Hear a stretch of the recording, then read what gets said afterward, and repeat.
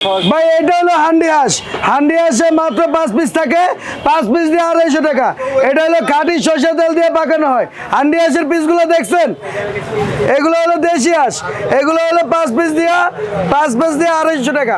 এখানে কয়লা দিয়ে পাক হয়, সরষের তেল দিয়ে, খাঁটি সরষের তেল দিয়ে পাক হয়।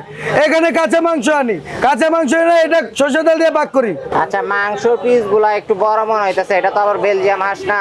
না ভাই, এটা বেলজিয়াম হাঁস না, এটা দেশি হাঁস। দেশি হাঁসের মাংসের পিস কি এত বড় হয়? ভাই আমরা সাইজটা বড় করছি। আচ্ছা, আপনারা কিভাবে বড় করেন?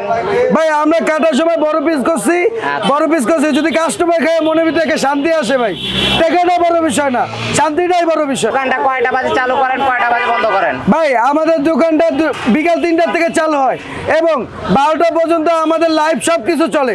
12টার পরে যদি আমাদের কাছে খাবার না থাকে আমরা কাস্টমারকে দিতে পারবো না।